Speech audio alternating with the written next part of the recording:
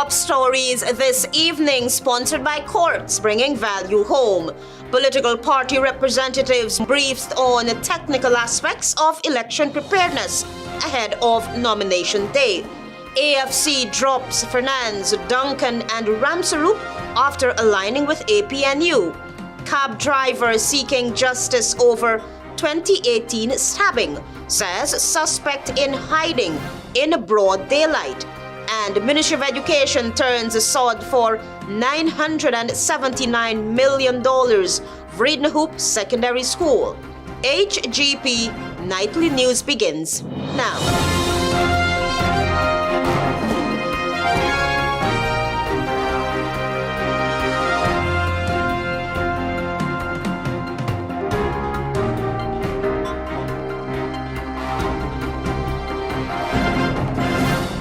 Good evening to our viewers here in Guyana and online. I'm ALETHEA Grant with the Thursday 19th June 2025 edition of the HGP Nightly News. This is what you need to know this evening. The Guyana Elections Commission on Thursday engaged several political party representatives who will be contesting the 2025 general and regional elections. Thursday's engagement is in preparation for nomination day. Here is more. Political party representatives, approximately of 28 political parties, were on Thursday briefed by the Guyana Elections Commission on the technical aspect of the elections process ahead of September 1 polls. Speaking was Prime News' Nazima Ragabir after Thursday's engagement with the elections body. Party representatives noted that the important nature of the engagement. Parties indicated that among their major concerns were the ongoing issue of the joinder party list agreement. Many of the concerns raised, especially by the smaller party, as pertain to especially what happens with joiner lists and specifically identifying the representative in the National Assembly. It is clear that shakeup has not addressed this. Number of elect nominators, ensure it's correct. What about if there's someone who name is deleted? How do we address that? This has been something that has affected ANU and the joiner list, is how a joiner list actually functions. GCOM, 2.5 years later, is still to determine what is it a joiner list can do with regard to the combination of lists, whether or not there should be one representative of the three lists. All the various steps that will have to be taken from now to elections day, including what the parties will be required to do and how they are going to prepare their list and the rules and the regulations governing all of that. GCOM has a mandate to educate and to treat all parties, all the persons contesting for this election equally. GCOM's Deputy Chief Elections Officer, Anil Giddings, said the informative meeting comes at a critical time when political parties are in the full preparation mode for the upcoming elections, and education plays a critical role in ensuring the process is seamless. I believe it is very important to understand the aspects regarding the submission, the preparation and submission of the various lists of candidates, and I think many parties have a lot of questions. It is a very technical process, it has a lot of requirements, and I believe this was very appropriate. And from the reaction of the persons that attended, I believe it was a success. Political parties are in the process of submitting their representative symbols to GCOM, and Giddings explained that this process could conclude on July 14, which is nomination day. Additionally, in the lead-up to Elections Day, Giddings further explained that as the Secretariat completes its work, the official list of electors will be certified and publicized for 21 days. Confirmation of polling stations, procurement of sensitive and non-sensitive materials, among other key elements of election preparations. Antonio Day reporting for the HGP Nightly News. The Alliance for Change has severed ties with 3 of its senior members after they joined a Partnership for National Unity's list of candidates for the upcoming general and the regional elections, even as the party reveals new details about stalled coalition talks. More details from Tiana Cole.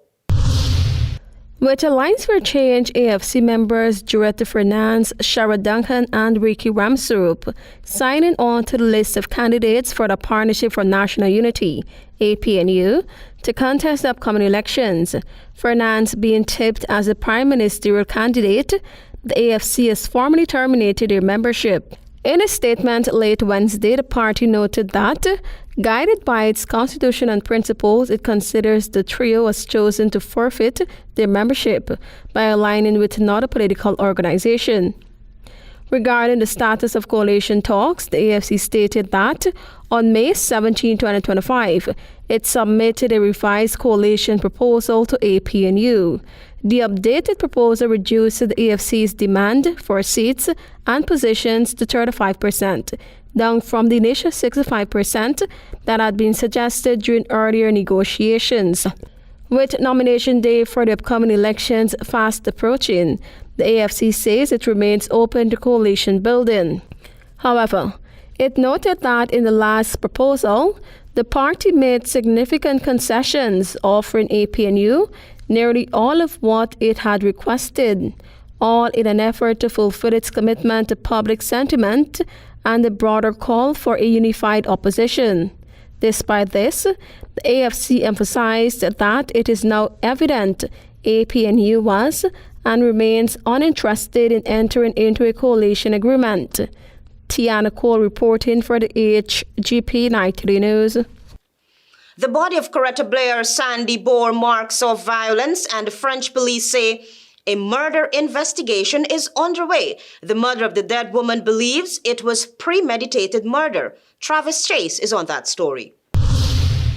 The mother of a Guyanese woman who was found dead a stone's throw away from her spouse's home in French Guiana said her suspicions about her daughter's death were confirmed after her father identified and examined the body of their daughter, 34-year-old Coretta Blair Sandy. He told me there's a shot in the face and there's some cut up on the skin.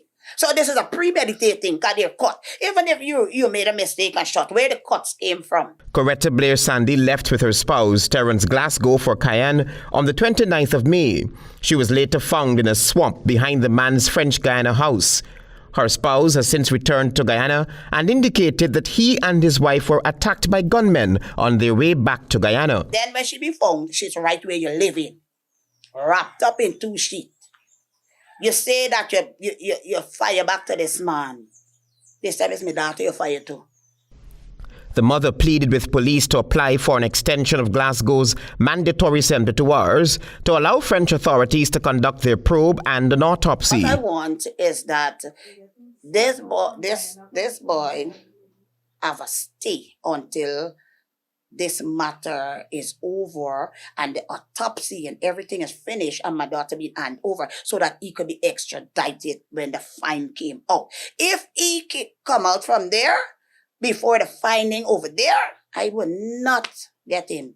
Tricia Blair Sandy said she had warned her daughter after she observed her strange behavior, especially whenever Glasgow is around. I always talk to my daughter. I have neighbors that hear my voice. I talking to my daughter all the time. I say, girl, be careful what you're doing. Be careful. I don't know. I can't talk more than I talk. Yeah? Enough is enough in talking.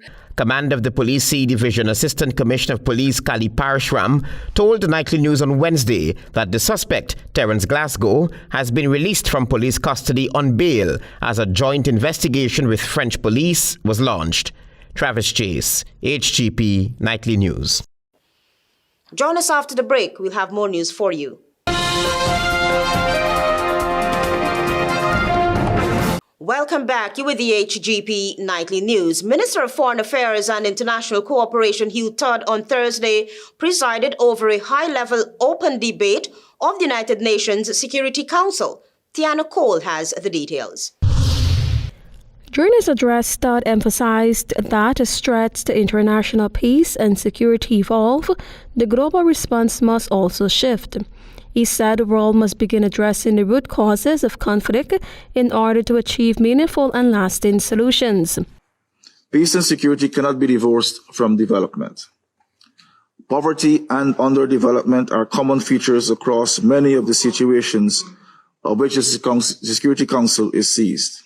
He further stated that the Security Council must begin looking through a development lens when executing its mandate, especially in areas vulnerable to instability. The 2025 World Social Report warned that an escalation of ongoing conflicts or the emergence of new conflicts would lead to further setbacks in the global effort to eradicate poverty and address underdevelopment. Minister Todd warned that the world now stands at a critical juncture where the links between peace, security, and development is clearer than ever. He said this reality demands bold, collective, and decisive action from the international community. Prioritizing only political solutions in conflicts where poverty and underdevelopment feature prominently will not lead to a comprehensive and sustainable peace. He also emphasized the importance of strengthening national institutions, which he described as a crucial pillar of effective peace-building efforts. The open debate has been held under the theme, quote-unquote, poverty, underdevelopment, and conflict, implications for the maintenance of international peace and security. Tiana Cole reporting for the HGP 93 News.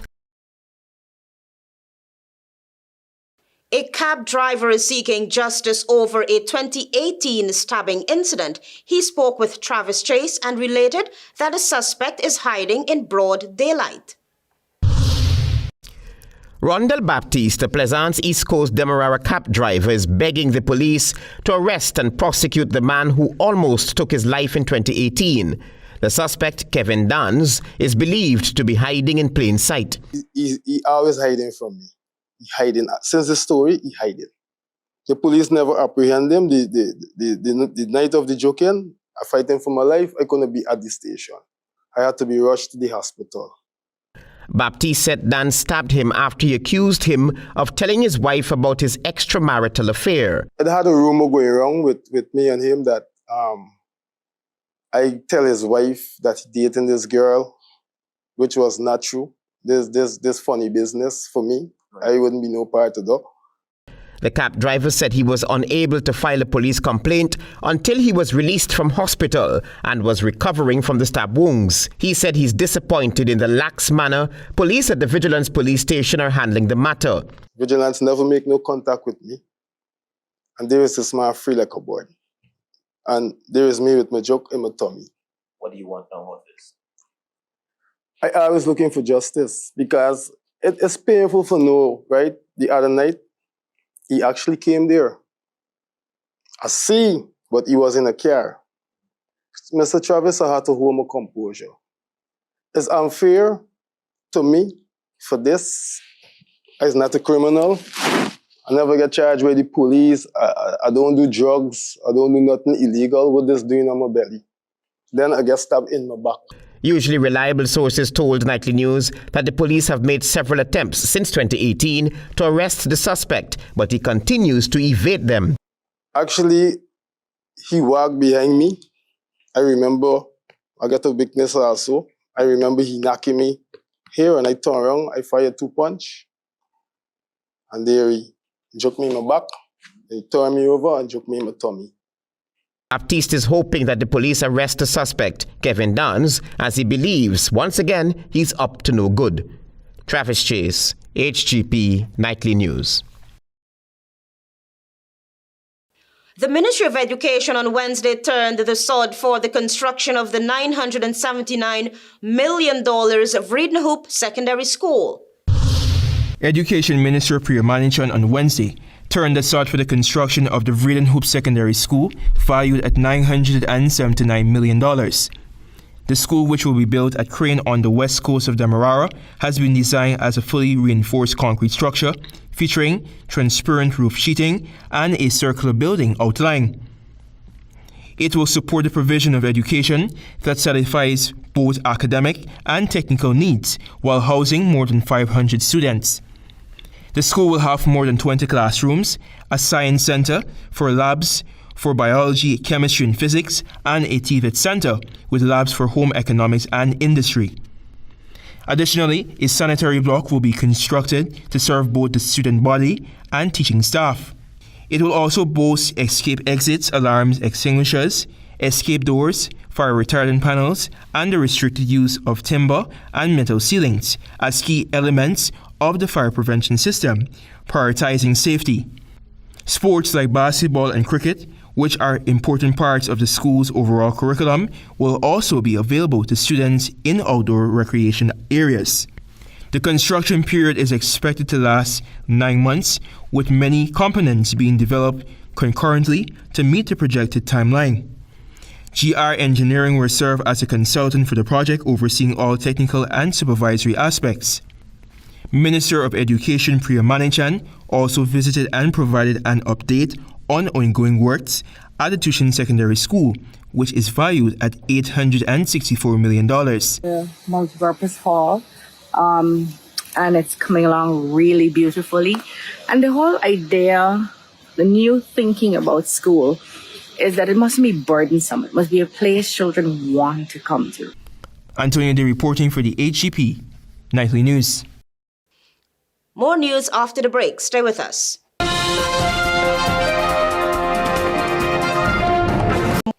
Welcome back. Thanks for staying with us. You're watching the HGP Nightly News. As the world observes World Sickle Cell Day on a Thursday, medical professionals here have highlighted ongoing challenges faced by patients and the importance of increased support, awareness, and blood donation efforts to improve care and outcomes for those living with the disorder. Tiana Cole with the details. Sickle cell disease is a hereditary blood disorder in which red blood cells, normally round and flexible, become shaped like a sickle or crescent moon. These abnormally shaped cells can block blood flow, leading to pain, infections, organ damage, and other serious complications. Dr. Pedro Lewis, Director of the National Blood Transfusion Service, emphasized the critical need for blood donations, especially for patients living with sickle cell disease. Being an advocate as it relates to blood donation, this is one of the conditions that receive a lot of blood because we want these children, especially, to be part of society. He added that continued public support through blood donation is vital to the survival and well-being of children battling the disease. Meanwhile, Dr. Sherlyn Stanton, consultant in the Pediatric Medicine Department of the Georgetown Public Hospital Corporation, GPHC, revealed that statistics in Guyana show that approximately 0.3 per 100,000 persons are affected by major hemoglobin disorders, including sickle cell disease. We have a significant burden of new patients that we see every day, as well as see in the chronic diseases clinic to manage that condition. She noted that managing children with sickle cell disease presents unique challenges. Many of them require frequent hospitalization for blood transfusions to manage infections, one of the most serious complications. Additionally, these young patients are at heightened risk for strokes. This is an inherited disorder. Okay. It's not something that they choose to have. And when it does present, it can present with quite significant pains. Tiana Cole reporting for the HGP Nightly News. Grenada Tourism Authority, in collaboration with Intercaribbean Airways, promoted the Spice Island of Grenada to the Guyanese market with a display of spices, herbs, delicacies, and beverages in an effort to attract more tourists and investors. The Giftland Mall became a hive of activity on Thursday as Guyana and Grenada boosted destinations with direct flights between the two nations. The Inter-Caribbean Airways last year launched the initiative between Guyana and Grenada. In an interview with Nightly News, Tonya Charles, the director of the Grenada Tourism Authority, was enthused about this opportunity. And today we're at Giftland Mall hosting a promotion for Guyanese visitors. And along with us, we have members from the Grenada Tourism Authority. We have Triple Bay Resort, we have Sea Breeze Hotel, and we also have Bay House. We have Inter-Caribbean as one of our airline partners. The primary goal of the promotional event according to Charles, is to entice Guyanese to visit the Spice Island. Get a taste of Grenada today. Get all of your questions answered, and we also have some eats and drinks for you, made by a Guyanese caterer, but with inspired Grenadian flavor. And we also have some steel pan mixing.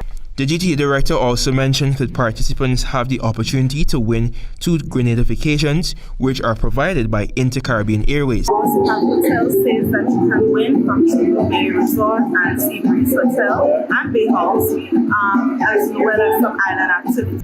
Charles, also the marketing and sales director at Inter-Caribbean Airways, will be meeting some travel agents to facilitate further discussions on how both countries can mutually benefit in areas of trade and commerce. Give them ideas as to what is there to do in Grenada, why they should visit Grenada, and how to sell Grenada best. Several booths showcase the various spices and beverages of the island. Guyanese chef Ian John was also on hand to give patrons a taste of Grenadian cuisine.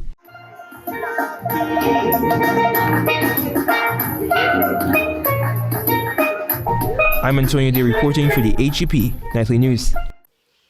Stay tuned for regional news.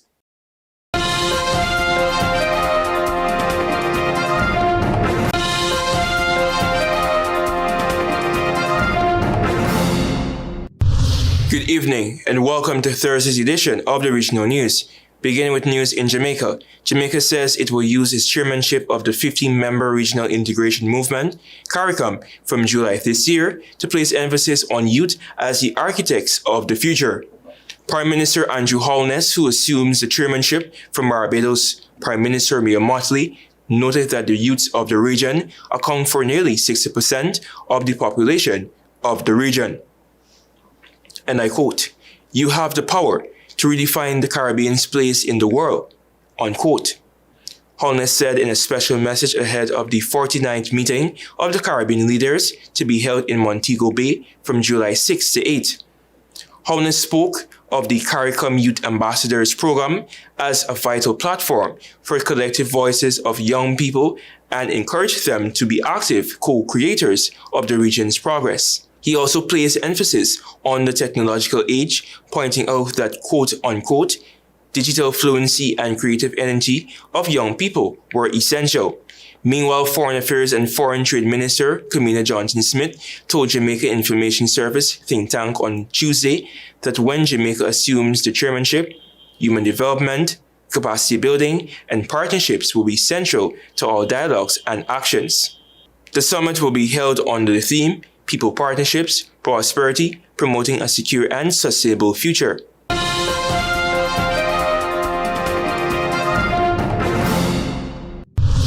Turning attention to news in Grenada.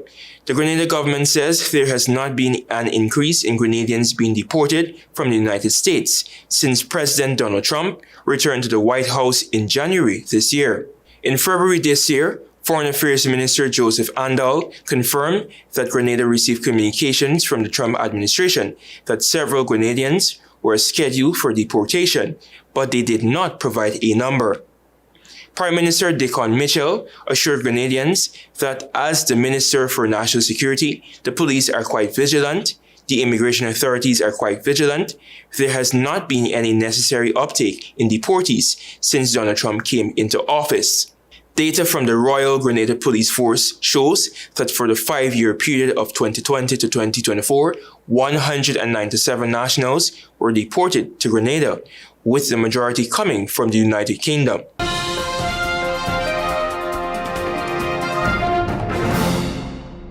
And lastly, with some international news. Israel bombed nuclear targets in Iran on Thursday, while Iranian missiles hit an Israeli hospital overnight as the week-old air war escalated, with no sign yet as a peace deal. Following the strike that damaged the Soroka Medical Center in Israel's southern city of Beersheba, Prime Minister Benjamin Netanyahu said, and I quote, "Tyrants would pay the full price."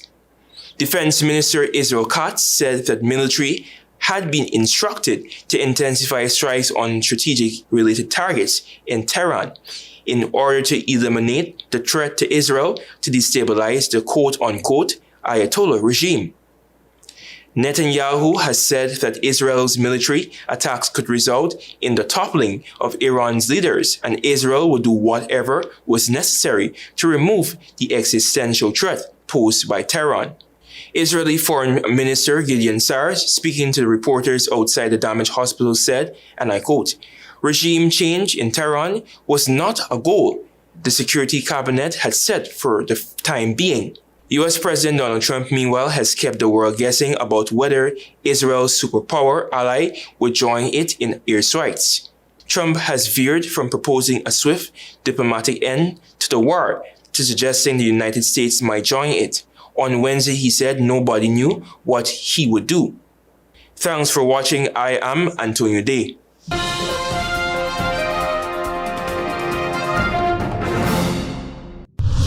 Political party representatives briefed on technical aspects of election preparedness ahead of nomination day. AFC drops Fernandes, Duncan and RAMSAROOP after aligning with APNU. Cab driver seeking justice over 2018 stabbing, says suspect hiding in broad daylight. And MOE turns sod for $979 million VREEDEN Secondary School. Those are our major headlines. For these stories and more, please go to our website. It's www.hgptv.com. I'm ALETHEA Grant. Thanks for watching.